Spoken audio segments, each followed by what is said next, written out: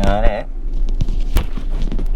ഇന്ന് കാണിക്കുന്നത് ഒരു വീട്ടിലോട്ട് ഭക്ഷണം കഴിക്കാൻ പോകുമ്പോൾ കുറച്ച് കാര്യങ്ങൾ സംസാരിക്കാമെന്ന് റോയൽ എൻഫീൽഡിനെ കുറിച്ചിട്ടോ. ഇപ്പം മഴ ആയതുകൊണ്ട് വീഡിയോ എടുക്കാൻ കുറച്ചൊരു ബുദ്ധിമുട്ടാണ്. അതുകൊണ്ട് വണ്ടി ഓടിച്ച് വീഡിയോ എടുക്കൽ ബുദ്ധിമുട്ടായതുകൊണ്ടാണ് ഞാൻ ഇങ്ങനെ ചെയ്യുന്നത്. കാറിൽ ഫുഡ് കഴിക്കാൻ പോകുന്ന സമയത്ത് പറയാമെന്നുള്ളൂ. ഞാൻ തൊൽഹത്ത് റോയൽ കസ്റ്റം മോട്ടോഴ്സ് കാവന്നൂർ.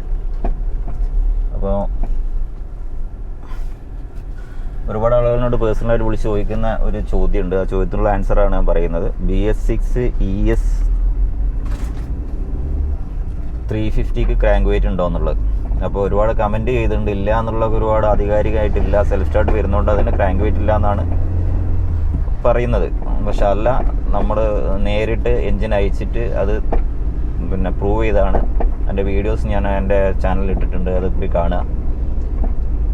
അതാണ് എനിക്ക് പറയാനുള്ളത്. അപ്പോൾ അത് കണ്ടു കഴിഞ്ഞാൽ പൂർണ്ണമായിട്ടും ബോധ്യമാകും 10400 ക്രാങ്ക് വെയിറ്റ് അതിനുണ്ട് എന്നുള്ളത് കേട്ടോ. അപ്പോൾ അത് ആ സംശയം തീർക്കുക എന്നുള്ളതാണ്. അപ്പോൾ ആ ഒരു സംശയത്തിൻ്റെ ആവശ്യമില്ല. BS6 ES 350 എന്ന് പറഞ്ഞ കാറ്റഗറിയിൽ വരുന്ന വാഹനത്തിന് എൻഫീൽഡിന് ക്രാങ്ക് വെയിറ്റ് ഉണ്ട്. അത് 100% ഉറപ്പുള്ള സംഗതിയാണ്. അതിൽ ആ ഒരു സംശയം വിചാരിക്കേണ്ട കാര്യമല്ല. അത്യാവശ്യം ലോ സ്പീഡ് കപ്പാസിറ്റി നല്ലുള്ള വണ്ടിയാണ് BS6 ES. സെൽഫ് സ്റ്റാർട്ട് വരുന്നു, സെൽഫ് സ്റ്റാർട്ട് വരാതെ എല്ലാ വണ്ടിയിലും ഒരേ ക്രാങ്ക് വെയിറ്റാണ്, സ്റ്റാൻഡേർഡ് അതേ ക്രാങ്ക് വെയിറ്റാണ് ESന് കൊടുത്തേക്കുന്നത്. പിന്നെ ആ ഒരു വണ്ടി എടുക്കൽ വെറുത്താണോ എന്ന് ചോദിച്ചു കഴിഞ്ഞാൽ എനിക്ക് പറയാനുള്ളത്, BS6 വണ്ടി എടുക്കുമ്പോൾ എപ്പോഴും നിങ്ങൾ ശ്രദ്ധിക്കേണ്ട കാര്യം എന്താണെന്ന് വെച്ചാൽ, അത് നമ്മൾ BS6 എന്ന ഇതിലേക്ക് വരുമ്പം കുറച്ച് കാര്യങ്ങൾ അതിൻ്റെ മുകളിൽ എക്സ്പെൻസീവായിട്ട് കുറച്ച് പാർട്സ് അതിൻ്റെ മുകളിലുണ്ട്. അത് നമ്മൾ കെയർ ചെയ്യണം എന്നുള്ളതാണ്. അപ്പോൾ ഒന്നാമത് ഏറ്റവും എക്സ്പെൻസീവായിട്ട് പിന്നെ എക്സോസ്റ്റ് സൈലൻസർ സിസ്റ്റമാണ്. 27,000 രൂപ വില വരുന്നുണ്ട്. അത് നല്ല രീതിയിൽ കൈ തുടച്ച് വൃത്തിയാക്കി തുരുമ്പ് പിടിക്കാത്ത രീതിയിൽ കൊണ്ടുനടക്കുക എന്നുള്ളതാണ് ഒന്ന്. രണ്ടാമത്തെ കാര്യം, water service high pressure wash ചെയ്യുന്ന സമയത്ത് ECM പിന്നെ അതേമാതിരി ത്രോട്ടിൽ ബോഡി എന്നീ ഭാഗങ്ങളിലേക്ക്, സെൻസർ ഭാഗങ്ങളിലേക്ക് വെള്ളം അടിച്ച് കഴുകിയാൽ തന്നെ നിങ്ങൾ നല്ലോണം ഡ്രൈ ആയതിന് ശേഷം മാത്രം വണ്ടി സ്റ്റാർട്ട് ചെയ്യുക എന്നുള്ളതാണ്. അപ്പോൾ നമ്മൾ കഴുകേണ്ട ഒരു ആവശ്യം വന്നു. നല്ല വെയിലത്ത് വെച്ച് ഉണക്കിയതിന് ശേഷം, നല്ല ഉണങ്ങിയതിന് ശേഷം, ഉറപ്പ് വരുത്തിയതിന് ശേഷം മാത്രം വണ്ടി സ്റ്റാർട്ടാക്കാൻ നോക്കുക. അല്ലെങ്കിൽ MIL തെളിയാനും സാധ്യത ഉണ്ട്. ചില സമയത്ത് അങ്ങനെ തന്നെ അങ്ങോട്ട് ഓഫായി പോകും. അപ്പോൾ ഇത് സ്ഥിരമായിട്ട് നമ്മൾ ഫോളോ ചെയ്ത് കഴിഞ്ഞാൽ ആ സെൻസർ കംപ്ലൈൻ്റ് ആവാനും ഷോർട്ട് ആവാനും സാധ്യത വളരെ കൂടുതലാണ്. കാരണം ഞാൻ മുമ്പ് പറഞ്ഞ മാതിരി തന്നെ കാറിൻ്റെ ബോണറ്റ് പൊക്കി വെള്ളം അടിച്ച് വണ്ടി സ്റ്റാർട്ട് ചെയ്ത് ഓടി വെച്ചാൽ എങ്ങനെ സംഭവിക്കും, അതേമാതിരി തന്നെയാണ് അങ്ങനെ സംഭവിക്കുക. അപ്പോൾ അതുകൊണ്ട് 1-2 പ്രാവശ്യം കൊണ്ട് സംഭവിച്ചോളണമെന്നില്ല, എന്നാലും സംഭവിക്കുന്നുള്ള കാര്യത്തിൽ യാതൊരു സംശയവും വേണ്ട. അപ്പോൾ ആ ഒരു വണ്ടി എടുക്കുന്ന സമയത്ത് നമ്മൾ ആ ഒരു കാര്യങ്ങൾ ശ്രദ്ധിക്കേണ്ടതുണ്ട്. അല്ലാതെ BS6 വണ്ടി കംപ്ലൈൻ്റ് എന്നല്ല ഞാൻ പറയുന്നത്. BS6 വണ്ടിൻ്റെ നമ്മൾ അശ്രദ്ധ മൂലമാണ് ഒരുപാട് കംപ്ലയിൻറ്റ്സ് വരുത്തുന്നത്. പിന്നെ അതുമാതിരി ഏതൊരു സെൻസറിൻ്റെ പാർട്ട് അയക്കുന്ന സമയങ്ങളിലും ഏതെങ്കിലും ഭാഗങ്ങൾ നമ്മൾ അയക്കേണ്ടി വന്നു കഴിഞ്ഞാൽ കപ്പ് ദൂരേണ്ട സമയങ്ങളിൽ ഇഗ്നിഷൻ ഓഫ് ചെയ്തതിന് ശേഷം മാത്രം ഓൺ ചെയ്യുക. അതേമാതിരി ECM അയക്കുന്ന സമയത്ത് നിർബന്ധമായിട്ട് ബാറ്ററി ടെർമിനൽ നെഗറ്റീവ് ഒഴിവാക്കുകയും ചെയ്യുക കേട്ടോ. ബാറ്ററി അയച്ചിട്ടതിന് ശേഷം മാത്രമേ ECM നമ്മൾ ഒഴിവാക്കാൻ പറ്റുള്ളൂ, ECM അയച്ചെടുക്കാൻ പറ്റുള്ളൂ. അപ്പോൾ ആ ഒരു കാര്യമാണ് BS6 നമുക്ക് പറയാനുള്ളത്, ശ്രദ്ധിക്കാനുള്ള കാര്യം എന്ന് പറഞ്ഞാൽ. പിന്നെ വണ്ടി ഏതെടുക്കണം എന്ന് ചോദിച്ചു കഴിഞ്ഞാൽ എനിക്ക് പറയാനുള്ളത് 3 കാറ്റഗറി, BS3, BS4, BS6 എന്നീ കാറ്റഗറിയിലാണല്ലോ ഇപ്പോൾ വണ്ടി ഉള്ളത്. ഇപ്പം J സീരീസ്. ഇപ്പോൾ J സീരീസിൻ്റെ കാര്യം പറയുകയാണ്, ഇപ്പോൾ ഏറ്റവും പുതിയ വണ്ടീൻ്റെ കാര്യം തന്നെ പറയുകയാണെങ്കിൽ എല്ലാ വണ്ടിയിലും ഒരേ ക്രാങ്ക് വെയിറ്റ് ആണ് വന്നിരിക്കുന്നത്. അതായത് ഒരു സ്റ്റാൻഡേർഡ് ആണെങ്കിലും ഇനി മെറ്റിയോർ ആണെങ്കിലും അതൊരു 100 ആണെങ്കിലും സെയിം പെർഫോമൻസ് ആണ് നിങ്ങൾക്ക് കിട്ടുക. ആ ലോ എൻഡ് ടോർക്ക് ആണെങ്കിൽ എന്ത് ടോർക്ക് ആണെങ്കിലും ലോ സ്പീഡ് കപ്പാസിറ്റി ആണെങ്കിൽ 40ൻ്റെ മുകളിലാണ് നമ്മളതിൻ്റെ ഒരു ടോപ്പ് സ്പീഡ് നമ്മൾ ചെക്ക് ചെയ്തപ്പോൾ കിട്ടിയിട്ടുള്ളത്. 40 സ്പീഡിൽ 40-45 സ്പീഡിൽ ടോപ്പ് സ്പീഡിൽ പോകാൻ പറ്റുന്നുള്ളതാണ്. അതാണ് അതിൻ്റെ ഒരു ഇത്. അത് ഏതൊരു വണ്ടി നിങ്ങൾ എടുത്തു കഴിഞ്ഞാലും അത് നിങ്ങൾക്ക് ഏറ്റവും ആപ്റ്റാണ് വണ്ടി ഏതാണോ, നിങ്ങൾക്ക് റൈഡിങ് കംഫർട്ട് കിട്ടുന്ന വണ്ടി ഏതാണോ അത് നോക്കിയെടുക്കുക എന്നുള്ളൂ. എഞ്ചിന് പ്രത്യേകിച്ച് വലിയ മാറ്റങ്ങളൊന്നും തന്നെ J സീരീസ് വണ്ടിയിൽ വരുന്നില്ല. ഒരുപാട് ചോദിക്കുന്ന J സീരീസ് സ്റ്റാൻഡിന് എത്ര ക്രാങ്ക് വെയിറ്റ് ഉണ്ടെന്ന്. ക്രാങ്ക് വെയിറ്റ് കൂട്ടാനേ കഴിയില്ല, ഒന്നും ചെയ്യാൻ കഴിയില്ല. അതിന് ബാലൻസ് വീൽ വരുന്നതുകൊണ്ട് തന്നെ നമുക്ക് ഒന്നും ചെയ്യാൻ പറ്റില്ല. അപ്പോൾ ഉള്ളത് എങ്ങനെയാണോ അത് ഓടിക്കുക എന്ന് മാത്രമേ ഉള്ളൂ കേട്ടോ. അപ്പോൾ അതാണ് ആ ഒരു കാറ്റഗറിയിൽ J സീരീസിനെ കുറിച്ച് എനിക്ക് പറയാനുള്ളത്. BS6ൻ്റെ പറഞ്ഞു. പിന്നെ BS4ൻ്റെ സിസ്റ്റത്തിലേക്ക് വരുമ്പോൾ അത് ശ്രദ്ധിക്കാനുള്ളത്, BS4 കാനിസ്റ്റർ വർജുവാൽ വരുന്ന PAV സിസ്റ്റം വരുന്നത് കൊണ്ട് തന്നെ അതിൻ്റെ എക്സോസ്റ്റ് ഗ്യാസ് വാക്വം ടാങ്കിലെ വാക്വം എടുത്തിട്ട് കാർബറേറ്ററിലേക്ക് വിടുന്ന ഒരു സിസ്റ്റം അതിലുണ്ട് എന്നുള്ളതുകൊണ്ട് തന്നെ അതിന് ചില സമയത്ത് ബ്ലോക്കായിട്ട് മിസ്സിങ് വരാനുള്ള സാധ്യത കൂടുതലാണ്. കറക്റ്റായിട്ട് വലിയ എക്സ്പെൻസീവ് ഒന്നല്ല, മെയിൻ്റനൻസ് ചെയ്യൽ വലിയ എക്സ്പെൻസീവ് ആയിട്ടുള്ള കാര്യമൊന്നുമല്ല. അത് ശരിയായിട്ട് ഷോർട്ട് ഔട്ട് ചെയ്യാൻ കഴിയുന്ന ആളെടുത്ത് എത്തിക്കഴിഞ്ഞാൽ സിമ്പിളാണ് പരിപാടികൾ, ചെറിയ വിലയുള്ളൂ അതിൻ്റെ എല്ലാ പാർട്സിനും. അതുകൊണ്ട് അത് ഭയക്കേണ്ട കാര്യമൊന്നുമില്ല. പിന്നെ അതിൽ വരുന്ന വലിയൊരു വിഷയം എന്ന് പറഞ്ഞാൽ ABSൻ്റെ മോഡുലേറ്ററാണ്. അപ്പോൾ ABS മോഡുലേറ്റർ ആകുമ്പം നമുക്ക് പിന്നെ ABS മോഡുലേറ്റർ മിസ്പ്ലേസ് ചെയ്തു എന്നുള്ളത് എനിക്ക് എന്നും എപ്പോഴും ഞാൻ റോയൽ എൻഫീൽഡിൻ്റെ സർവീസ് ചെയ്യുന്ന ആളാണെങ്കിലും കൂടെ, നടത്തുന്ന ആളാണെങ്കിലും കൂടെ, പക്ഷേ എനിക്ക് ആ ഒരു കാര്യത്തിൽ റോയൽ എൻഫീൽഡിനോട് യോജിക്കാൻ കഴിയില്ല. കാരണം ആ ഒരു സമയത്ത് BS4 പിന്നെ ABS നിർബന്ധിതമായ ഒരു സമയത്താണ് തട്ടിക്കൂട്ട് പരിപാടി എന്ന പോലെ തന്നെയാണ് അത് ഒരു ABSൻ്റെ മോഡുലേറ്റർ പ്ലേസ് ചെയ്തിരിക്കുന്നത്.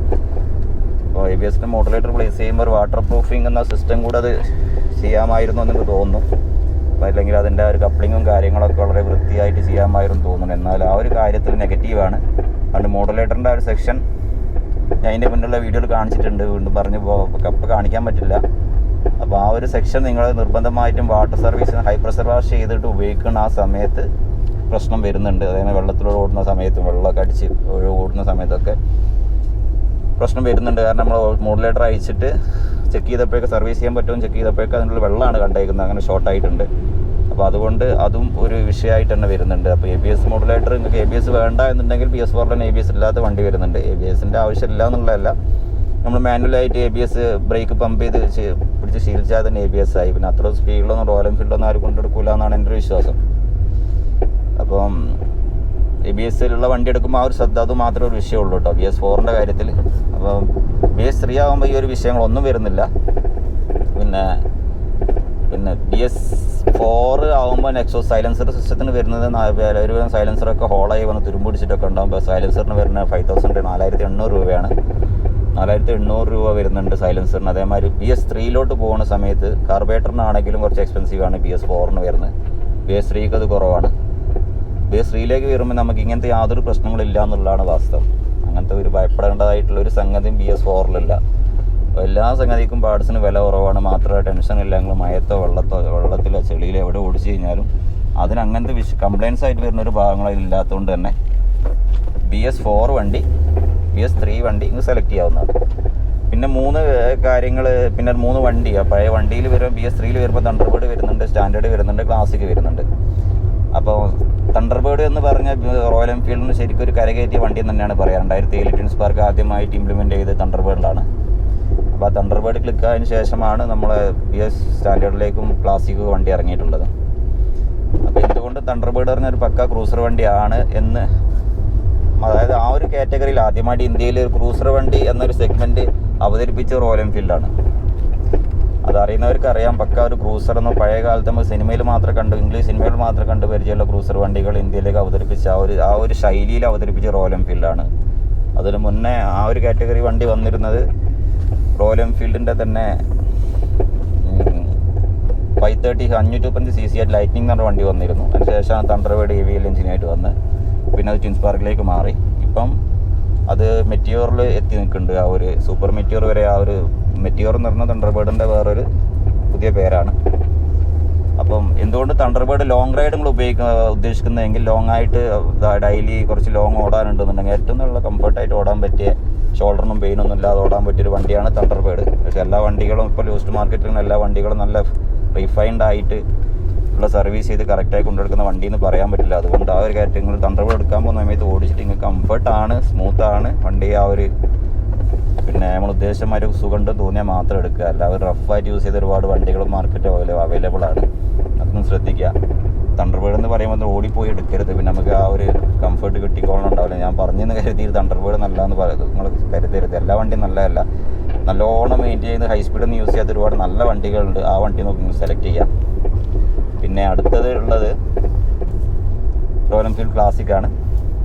ക്ലാസിക്കിൻ്റെ BS3 വരുമ്പോൾ അഡ്വാൻറ്റേജ് എന്ന് പറഞ്ഞാൽ സെൽഫ് സ്റ്റാർട്ടിങ് ഡിസ്പ്ലേക്ക് ഉണ്ടെന്നുള്ളതാണ്. അപ്പോൾ അതിനെല്ലാവരും ഭയപ്പെട്ടിട്ട് നടക്കുന്നത് പിന്നെ സെൽഫ് സ്റ്റാർട്ടിൻ്റെ ആ ഒരു മെയിൻ്റെനൻസ് വരുമെന്നുള്ള ഭയപ്പെട്ടിട്ട് ആളുകൾ അതിന് പിന്തിരിയാറുണ്ട്. പക്ഷെ അതൊന്നും ഒരു അടിസ്ഥാനമല്ല. കാരണം സെൽഫ് സ്റ്റാർട്ട് എന്ന് പറഞ്ഞാൽ ഇന്നത്തെ കാലത്ത് ട്രാഫിക്കിലൊക്കെ പെട്ട് കഴിഞ്ഞാൽ പെട്ടെന്നൊക്കെ ഓഫായി കഴിഞ്ഞാൽ മറ്റേ ന്യൂട്രാക്കി, സ്റ്റാൻഡേർഡ് ന്യൂട്രാക്കി സ്റ്റിക്കർ അടിച്ചൊക്കെ സ്റ്റാർട്ട് ചെയ്തൊക്കെ വേണം.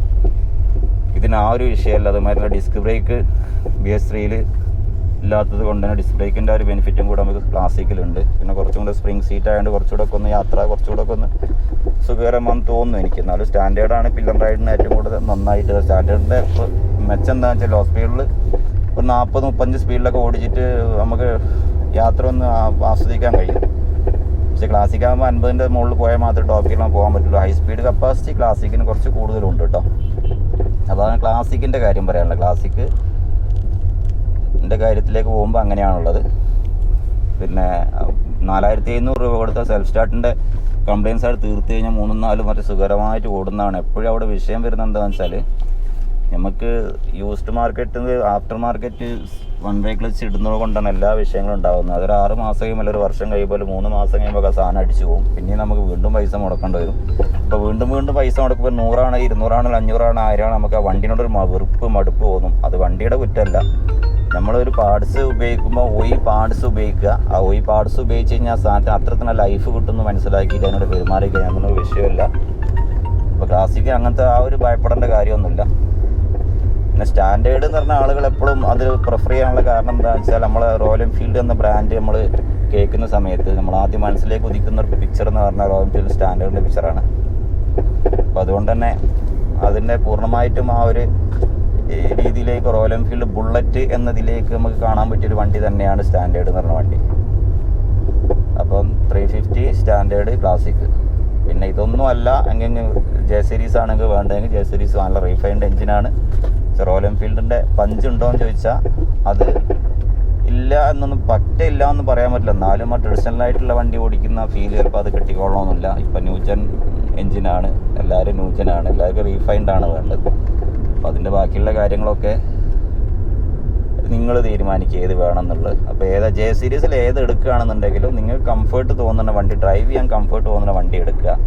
അതല്ലാതെ എൻജിൻ വൈസിന് അത് യാതൊരു ഡിഫറൻറ്റും ഇല്ല എന്നുള്ളതാണ് വാസ്തവം. പിന്നെ ഈ സ്റ്റാൻഡേർഡിലും ക്ലാസിക്കിലും തണ്ടർബേർഡിലും ക്ലാസിക്കിൽ വരുന്ന ക്രാങ്ക് വെയിറ്റ് തണ്ടർബേർഡിലും വരുന്ന ക്രാങ്ക് വെയിറ്റ് ഒക്കെ 8.84 അത് ക്ലാസിക്കിലേക്ക് വരുന്ന സമയത്ത് നമുക്ക് പോകുന്നത് 10,400 വരുന്നത്. സ്റ്റാൻഡേർഡിലേക്ക് പോകുന്നത് 10,400 വരുന്നുണ്ട്. അപ്പോൾ അത്രക്കും ഹൈ സ്പീഡ് കപ്പാസിറ്റി കുറച്ച് കുറവാണെങ്കിൽ ലോ സ്പീഡിൽ നിങ്ങളെ യാത്ര ആസ്വദിച്ച് പോകാൻ പറ്റും സ്റ്റാൻഡേർഡിൽ കേട്ടോ. അപ്പോൾ ഞാൻ ഇതിൻ്റെ എല്ലാ കാര്യങ്ങളും കവർ ചെയ്തെന്ന് തോന്നുന്നു കേട്ടോ എനിക്ക്. ഞാനിപ്പോൾ ഇങ്ങനെ വീഡിയോ എടുത്ത് ഇങ്ങനെ പറഞ്ഞതാണ്, എല്ലാം സ്ക്രിപ്റ്റഡ് ഒന്നല്ല. എനിക്കിങ്ങനെ ഓരോ കാര്യങ്ങൾ ഇങ്ങനെ മനസ്സിലൊതുക്കുന്ന സംസാരിക്കുന്നു മാത്രമേ ഉള്ളൂ. അപ്പോൾ ഇതാണ് ഈ വണ്ടി ഏതെടുക്കണം എന്നുള്ള കാര്യങ്ങൾ ഏകദേശം ചെറിയൊരു ധാരണ കിട്ടിയെന്ന് തോന്നുന്നു. ഇനി വിശദമായിട്ട് വേണമെന്നുണ്ടെങ്കിൽ അടുത്തൊരു വീഡിയോ ഞാൻ ചെയ്ത് കാണിച്ചു തരാം.